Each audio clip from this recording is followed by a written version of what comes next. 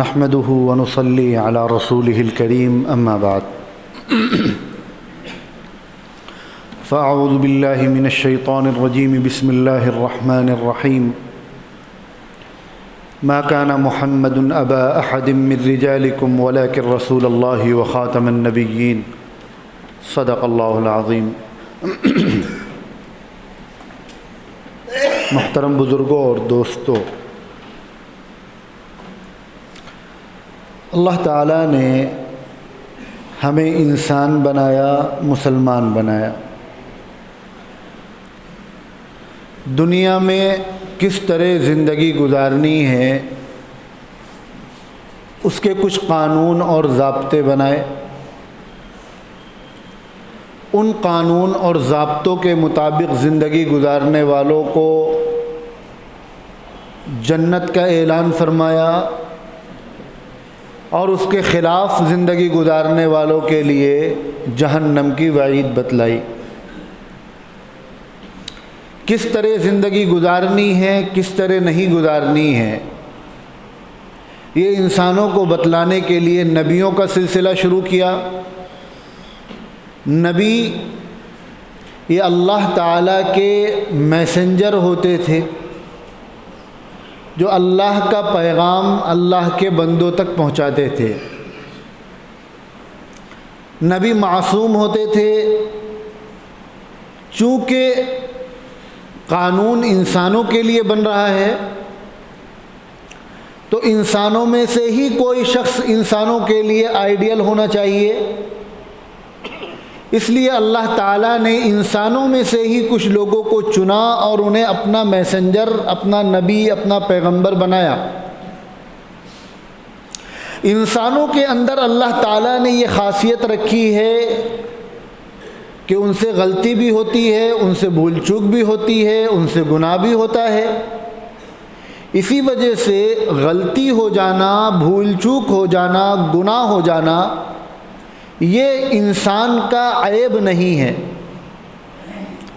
اگر کسی انسان سے کوئی گناہ ہو رہا ہے تو گناہ ہو جانا یہ عیب نہیں ہے، عیب ہے اس گناہ پر باقی رہنا، عیب ہے اس گناہ کی معافی نہ مانگنا۔ اللہ نے انسان کو جو بنایا ہے تو اس کے اندر یہ خاصیت موجود ہے کہ اس سے بھول چوک ہوگی۔ بھول چوک نہیں ہوگی تو فرشتے میں اور انسان میں کیا فرق رہ جائے گا؟ اور کئی جگہ لکھا ہے کہ اللہ چاہتے ہیں کہ انسان سے بھول چوک ہو اور پھر وہ ہم سے معافی مانگے، پھر میں اس کو معاف کروں۔ لیکن اللہ کا میسنجر ہونا، اللہ کا نبی ہونا یہ اتنی اہم ذمہ داری تھی کہ اس میں اگر بھول چوک ہوتی تو پوری انسانیت خطرے میں پڑ جاتی۔ تو اللہ تعالیٰ نے نبی تو چنے انسانوں میں سے ہی، کیونکہ انسانوں کے بیچ میں بھیجنا ہے، لیکن انہیں معصوم بنایا، یعنی ان کو گناہوں سے پاک کر دیا۔ اب ان سے گناہ نہیں ہو سکتا۔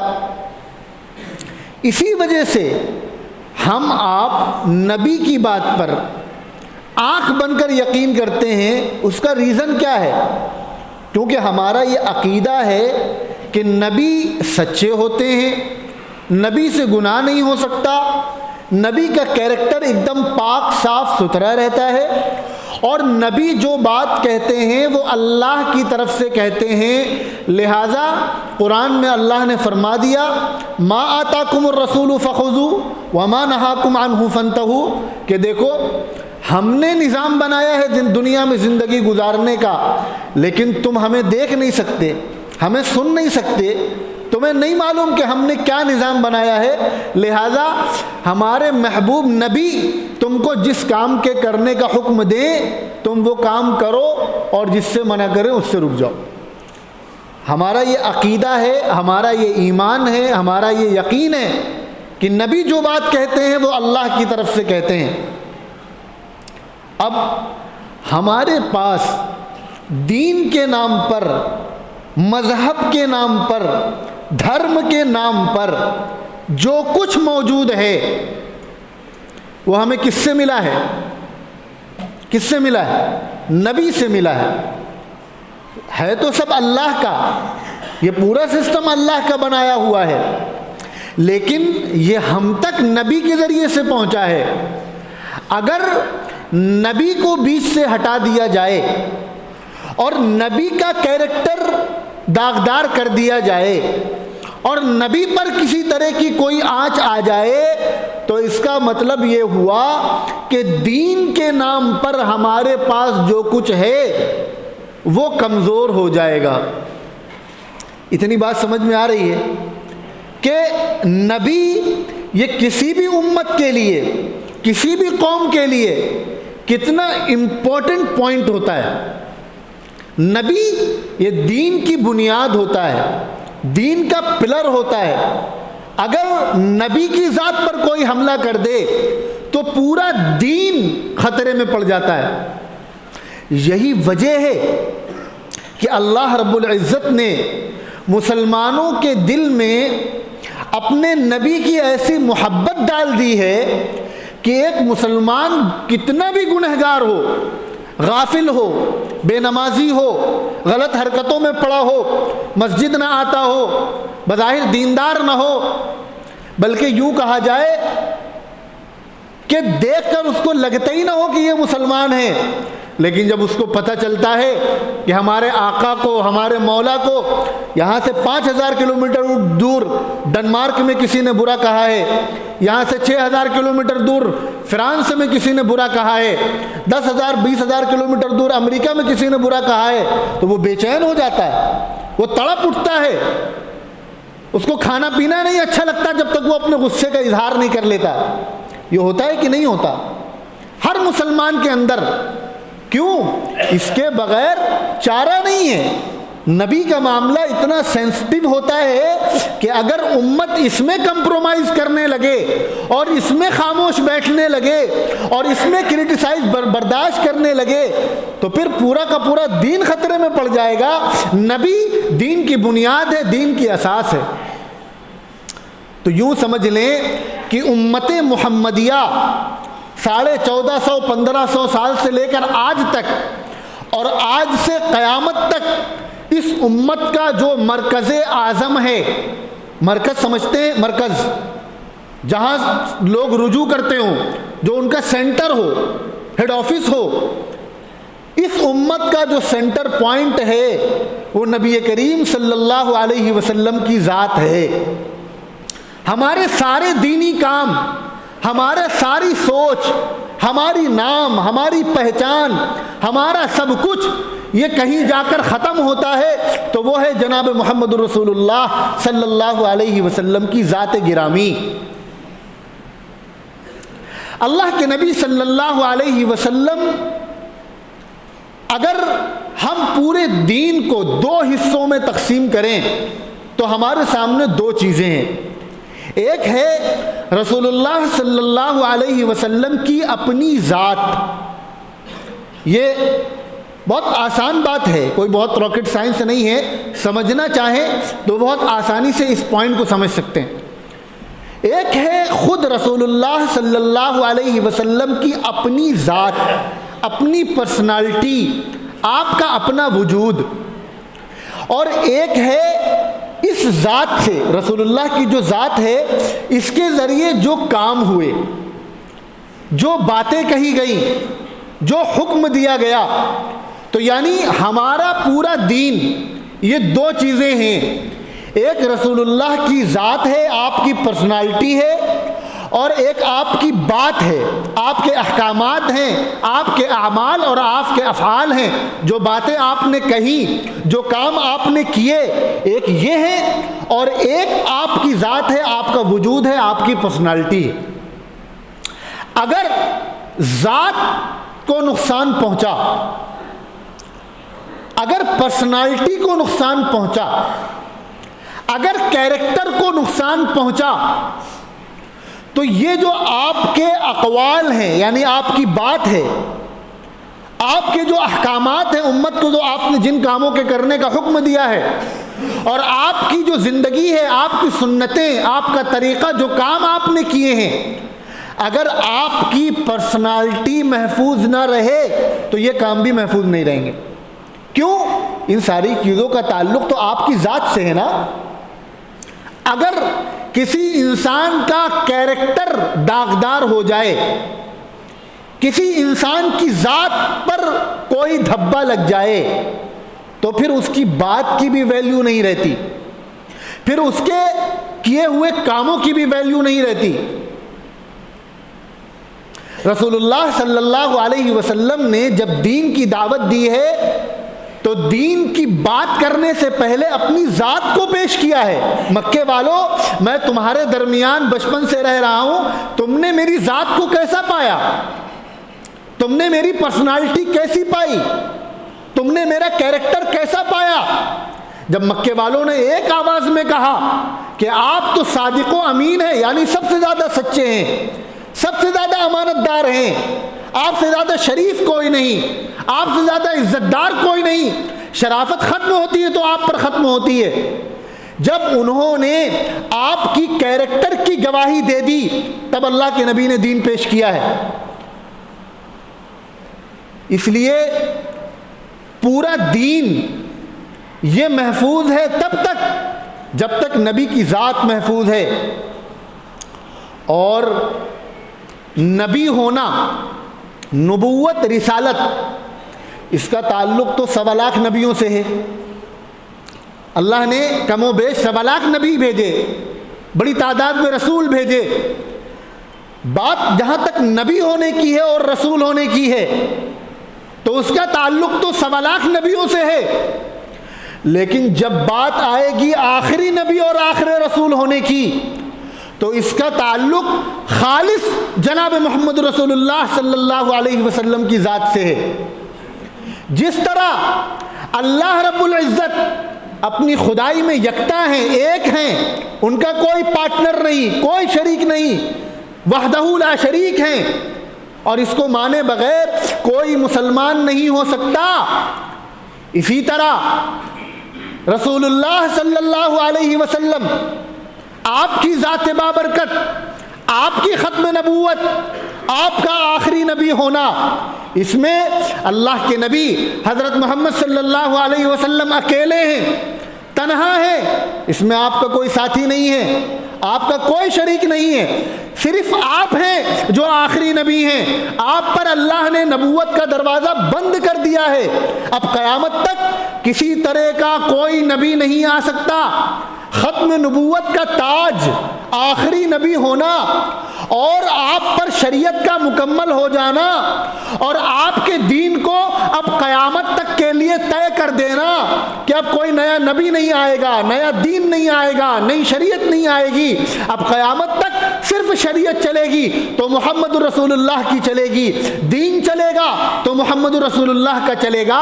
یہ اللہ کی طرف سے بہت بڑا اعزاز ہے، بہت بڑی فضیلت ہے، بلکہ یوں کہا جائے ساری کائنات کی بادشاہت کا تاج ہے جو اللہ نے اپنے محبوب کو دیا ہے۔ اگر کوئی اس تاج کو چھیننا چاہے، اس تاج پر حملہ کرے، تو وہ رسول اللہ صلی اللہ علیہ وسلم کی ذات کو نشانہ بنا رہا ہے، وہ رسول اللہ صلی اللہ علیہ وسلم کی پرسنالٹی کو نشانہ بنا رہا ہے، وہ رسول اللہ صلی اللہ علیہ وسلم کے کیریکٹر کو داغدار کرنے کی کوشش کر رہا ہے۔ اور اگر کوئی شخص رسول اللہ صلی اللہ علیہ وسلم کی ذات کو نشانہ بنائے، آپ کے کردار کو نشانہ بنائے، آپ کے کیریکٹر کو نشانہ بنائے، یاد رکھیے وہ دین کا سب سے بڑا دشمن ہے۔ ایک شخص ہے جو مسجدوں کا دشمن ہے، ایک ہے جو مدرسوں کا دشمن ہے، ایک ہے دعوت و تبلیغ کا دشمن ہے، ایک ہے قرآن کا انکار کر رہا ہے، ایک ہے صحابہ کو برا بھلا کہہ رہا ہے، طرح طرح کے فتنے پیدا ہو رہے ہیں۔ لیکن ان تمام فتنوں میں سب سے بڑا فتنہ وہ ہے، سب سے بڑا انسانیت کا اور اسلام کا دشمن وہ ہے جو دین کی بنیاد، دین کا پلر، دین کی اساس اور امت کا جو مرکز اعظم ہے، امت کا جو سینٹر پوائنٹ ہے، جناب محمد رسول اللہ صلی اللہ علیہ وسلم، جن کے صدقے میں یہ دنیا بنی ہے، جن کے صدقے میں ہمیں آپ کو ایمان ملا ہے۔ جو شخص آپ کی ذات کو نشانہ بنا رہا ہے وہ ان تمام لوگوں سے زیادہ اسلام کو اور انسانیت کا بڑا دشمن ہے۔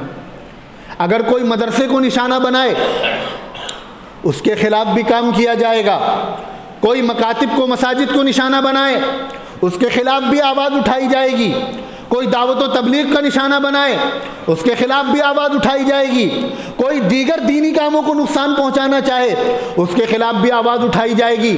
لیکن ہر فیلڈ کے الگ الگ لوگ ہیں۔ اگر کوئی مدرسے کو برا بھلا کہہ رہا ہے تو کچھ لوگ ہمارے قائدین نمائندگان موجود ہیں جو اس کے خلاف کام کریں گے، ہر آدمی نہیں کر سکتا۔ کچھ لوگ اگر کوئی مساجد کے خلاف کام کر رہا ہے، کچھ لوگ ہیں حکومت سے بات کریں گے، احتجاج کریں گے، ریلیاں کریں گے۔ اگر کوئی دعوت و تبلیغ کو نقصان پہنچا رہا ہے، کچھ لوگ ہیں جو اس کا دفاع کریں گے۔ لیکن ختم نبوت ایک ایسا مسئلہ ہے، نبی کریم صلی اللہ علیہ وسلم کی ذات ایک ایسا مسئلہ ہے، آپ کا وجود ایک ایسا مسئلہ ہے کہ جب اس پر حملہ کیا جائے گا تو امت کے ایک ایک فرد کو، وہ بچہ ہو، وہ جوان ہو، بوڑھا ہو، مرد ہو یا عورت ہو، ایک ایک فرد کو، پڑھا لکھا ہو یا جاہل ہو، اس کی یہ ذمہ داری ہے کہ وہ بے چین ہو اور سب ایک آواز میں ہو کر رسول اللہ صلی اللہ علیہ وسلم کی ذات کو ڈیفینڈ کریں اور آپ کا دفاع کریں۔ اگر کسی نے یہ سمجھ لیا کہ یہ سب کا کام نہیں، بس مولویوں کا کام ہے، امام صاحب کا کام ہے، دیگر لوگوں کا کام ہے، یہ ہمارا کام نہیں ہے، تو وہ مجرم ہے، کیونکہ ہم سب رسول اللہ صلی اللہ علیہ وسلم کے امتی ہیں۔ آپ ہمارے روحانی باپ ہیں، باپ کو اگر کوئی برا بھلا کہے گا تو ہر اولاد کی ذمہ داری ہے کہ وہ باپ کو ڈیفینڈ کرے اور باپ کی طرف سے جواب دے۔ رسول اللہ صلی اللہ علیہ وسلم کو اللہ تعالیٰ نے ختم نبوت کا تاج عطا فرمایا ہے، تمام کائنات کی بادشاہت عطا فرمائی ہے۔ اگر کوئی شخص اس بادشاہت کو چھیننا چاہے تو امت کے ایک ایک فرد کو بے چین ہو جانا چاہیے، تڑپ جانا چاہیے، اور اس میں کسی طرح کا کوئی کمپرومائز نہیں کرنا چاہیے۔ خوب اچھی طریقے سے سمجھ لیے، اللہ کے نبی سے زیادہ کوئی امن پسند نہیں تھا، اللہ کے نبی سے زیادہ کوئی اتحاد کا داعی نہیں تھا، اللہ کے نبی سے زیادہ لوگوں کے ساتھ ہمدردی کرنے والا کوئی نہیں تھا۔ قرآن میں اللہ نے فرمایا وَمَا أَرْسَلْنَاكَ إِلَّا رَحْمَةً لِلْعَالَمِينَ، کہ ہم نے آپ کو ہر عالم کے لیے رحمت بنا کر بھیجا ہے۔ مکے والوں نے آپ پر کیسے کیسے مظالم کیے، ہم آپ تصور سے رونگٹے کھڑے ہو جاتے ہیں۔ اللہ کا نبی، اللہ کا لاڈلا، اللہ کا محبوب، جس کے صدقے میں کائنات بنی ہو اور جس کا اپنا کوئی مفاد، کوئی پروفٹ نہ ہو، جو لوگوں کی بھلائی کے لیے، انسانیت کے لیے دعوت دے رہا ہو، مشقت برداشت کر رہا ہو، اور لوگوں کا اس کے ساتھ یہ ظلم ہو، یہ ستم ہو، لیکن کبھی اس نے بد دعا نہیں دی۔ طائف گیا، اس پر پتھر برسائے گئے، اس کے پیر، اس کے جوتے خون سے بھر گئے، لیکن کبھی بد دعا نہیں دی۔ لیکن جب ختم نبوت کا مسئلہ آیا اور حضور کی زندگی میں مسیلمہ کذاب نے نبوت کا جھوٹا دعویٰ کیا اور آپ صلی اللہ علیہ وسلم سے اس نے کہا محمد صلی اللہ علیہ وسلم میں بھی اللہ کا نبی ہوں، ایسا کرتے ہیں ہم تم پارٹنرشپ کر لیتے ہیں، آدھی دنیا کے تم نبی، آدھی دنیا کے ہم نبی۔ تو یہ رحمت للعالمین نبی جو کسی کو بد دعا دینا گوارا نہ کریں، انہوں نے باقاعدہ اس کو ختم کرنے کے لیے اور اس کے ماننے والوں کو جڑ سے اکھاڑ پھینکنے کے لیے باقاعدہ ایک لشکر روانہ کیا ہے، جاؤ اور ایسے فتنے کو ختم کرو، کچل دو۔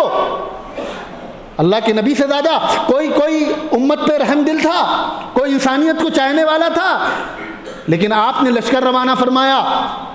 اور ذرا تصور کیجئے، اللہ کے نبی صلی اللہ علیہ وسلم کی ختم نبوت کی حفاظت کے لیے جتنے صحابہ کرام شہید ہوئے ہیں، آپ ساری جنگوں کا، ساری غزوات کا، حضور کے زمانے میں جو غزوات ہوئے مطالعہ کر لیجئے، اتنے صحابہ کبھی شہید نہیں ہوئے جتنے صحابہ مسیلمہ کذاب جس نے نبوت کا جھوٹا دعویٰ کیا تھا اس کے خلاف جنگ میں شہید ہوئے، اور 700 حفاظ صحابہ کرام شہید ہوئے۔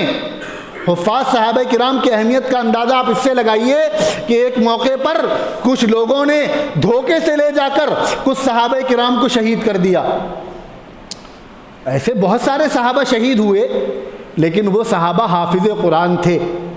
اللہ کے نبی صلی اللہ علیہ وسلم جو رحمت للعالمین ہیں، جنہوں نے پتھر برسانے والوں کے لیے دعا کی، جنہوں نے کوڑا ڈالنے والوں کے لیے دعا کی، جنہوں نے جان کے دشمنوں کو پناہ دی، اس رحمت للعالمین نبی نے ان صحابہ کرام کے دشمنوں کو، قاتلوں کو جو حافظ قرآن تھے، 1 مہینے تک بد دعا دی ہے، اور نماز کے اندر بد دعا دی ہے۔ ذرا تصور کیجئے کتنا حساس معاملہ ہے۔ جس نبی نے حفاظ صحابہ کرام کے دشمنوں کے لیے نماز کے اندر 1 مہینے تک بد دعا کی ہو، تو حفاظ صحابہ کرام کی اہمیت کا اندازہ لگائیے۔ اور حضور کی ختم نبوت کی حفاظت کے لیے 700 حفاظ صحابہ کرام شہید ہوئے ہیں، اور پوری صحابہ کرام نبی کریم صلی اللہ علیہ وسلم کی حیات مبارکہ میں کسی بھی جنگ میں اتنے صحابہ کرام شہید نہیں ہوئے جتنے صحابہ کرام ختم نبوت کی حفاظت کے لیے شہید ہوئے۔ کیوں؟ کیونکہ اس کا تعلق نبی کی ذات سے ہے۔ سیدنا حضرت عمر بن خطاب رضی اللہ عنہ، اسلام کے دوسرے خلیفہ، نبیوں کے بعد حضرت ابو بکر کے بعد اس روئے زمین پر سب سے بڑا انسان، وہ کہہ رہے ہیں کہ میرا جی چاہتا ہے کہ ابو بکر میری پوری زندگی کی نیکیاں لے لیں، لیکن غار ثور میں ہجرت کے موقع پر 3 دن جو رسول اللہ کے ساتھ گزارے ہیں اس کی نیکیاں ہم کو دے دیں۔ 3 دن کی نیکیاں عمر بن خطاب اپنی پوری زندگی کی نیکیوں کے بدلے خریدنا چاہتے ہیں۔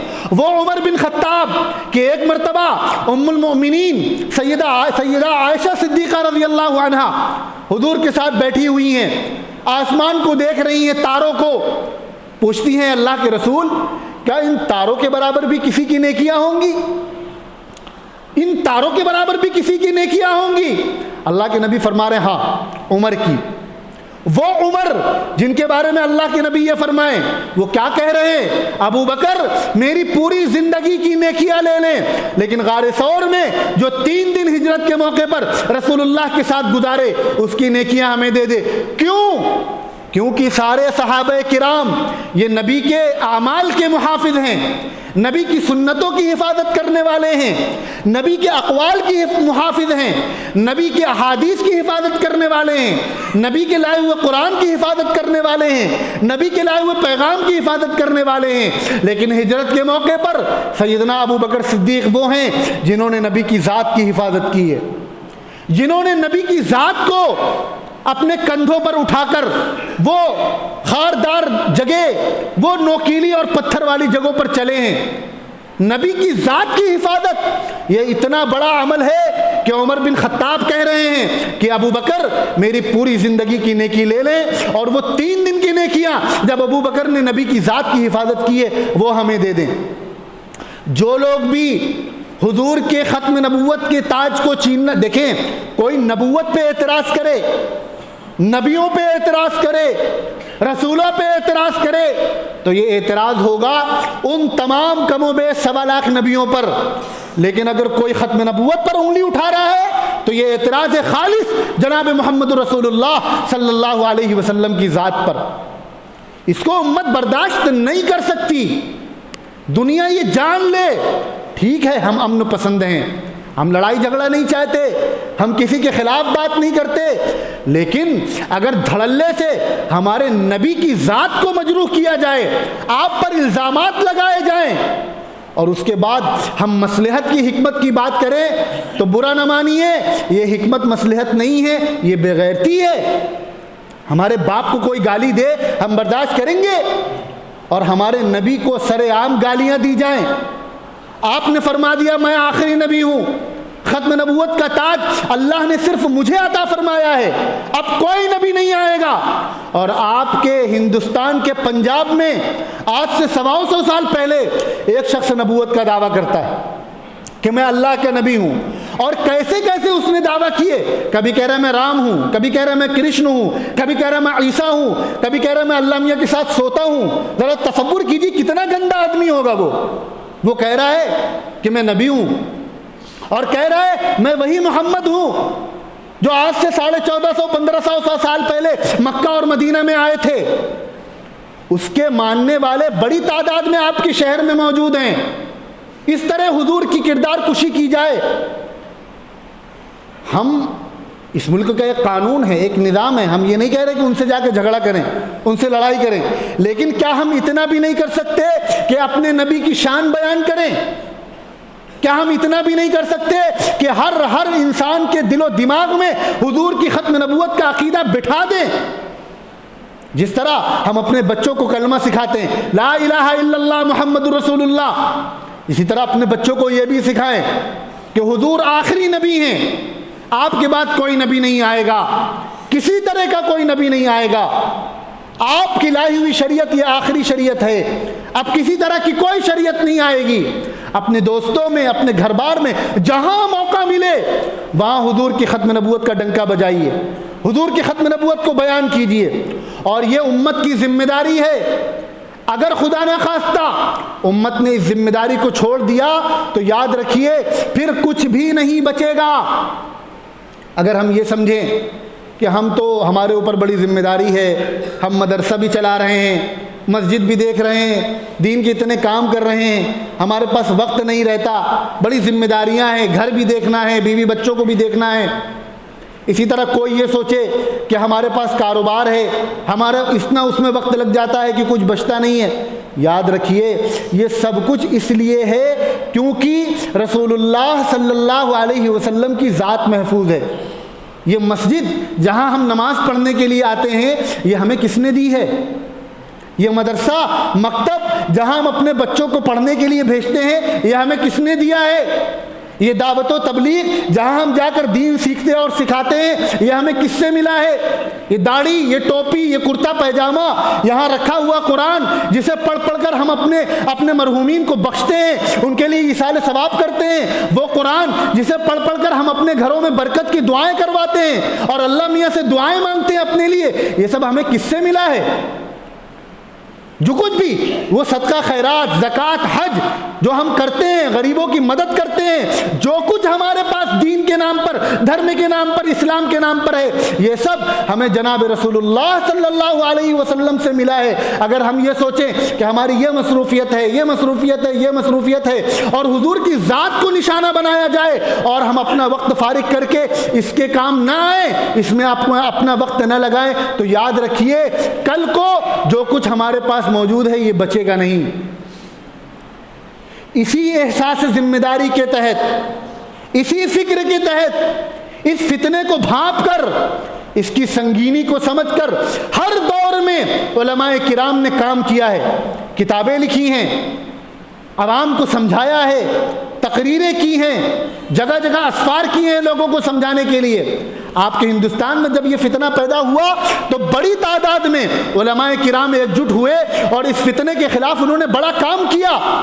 علامہ انور شاہ کشمیری امام المحدثین بہت بڑے عالم ہیں، حضرت مولانا الیاس صاحب رحمۃ اللہ علیہ کے ساتھیوں میں، حضرت مولانا اشرف علی تھانوی کے ساتھیوں میں، وہ فرماتے ہیں کہ سارے دین کے کام اچھے ہیں، سب ٹھیک ہے اور سارے دین کے کام کرنے چاہیے، لیکن اللہ کے رسول صلی اللہ علیہ وسلم کو سب سے زیادہ وہ شخص پسند ہے جو ختم نبوت کے لیے کام کرے، جو آپ کی ذات کا دفاع کرے۔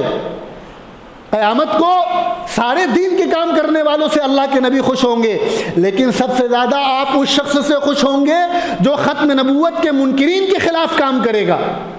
ایک موقع پر فرمایا اگر ہم ختم نبوت کا دفاع نہ کر سکے، بھائی ہماری ساری وفاداریاں، ہمارا سارا سرمایہ، ہمارا سب کچھ یہ منسوب ہے جناب رسول اللہ صلی اللہ علیہ وسلم سے۔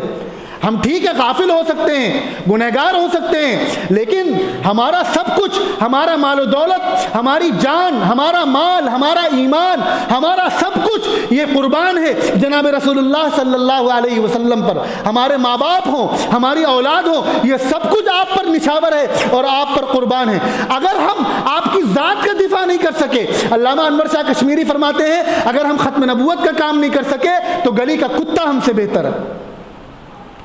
آپ کے شہر میں یہ فتنہ موجود ہے جو حضور کی ختم نبوت کا انکار کرتے ہیں، آپ کی ذات کو نشانہ بناتے ہیں، آپ کی کردار کو نشانہ بناتے ہیں۔ یاد رکھیے امت کے ہر فرد کی ذمہ داری ہے کہ حضور کی طرف سے جواب دے ان کو۔ حضور موجود نہیں، صحابہ موجود نہیں، جواب دے۔ اگر ہمارے شہر میں، ہمارے پڑوس میں کوئی شخص ایسا موجود ہے، ہماری ڈیوٹی ہے سارے کام چھوڑ کر حضور کی طرف سے ڈیفینڈ کریں اور اس کو جواب دیں، اس کو لاجواب کریں، خاموش کریں۔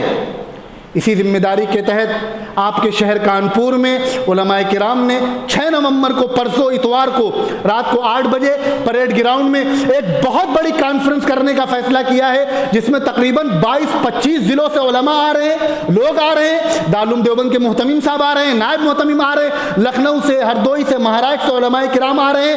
ہم سب کی ذمہ داری ہے اپنے ایمان کی حفاظت کے لیے، اپنے بچوں کی ایمان کی حفاظت کے لیے، اور اگر حضور سے محبت رکھتے ہیں تو حضور کی ذات کو ڈیفینڈ کرنے کے لیے، آپ کی ذات کی حفاظت کے لیے ایسے پروگراموں میں شریک ہوں اور اپنے بچوں کو، اپنے گھر والوں کو لے کر جائیں، تاکہ ان کا عقیدہ، ان کا ایمان محفوظ ہو اور حضور سے جو محبت ہے وہ باقی رہے۔ اللہ تبارک و تعالی ہم سب کو زیادہ سے زیادہ تعداد میں وقت نکال کر حضور کے نام پر ہونے والے اس پروگرام میں شریک ہونے کی توفیق عطا فرمائے۔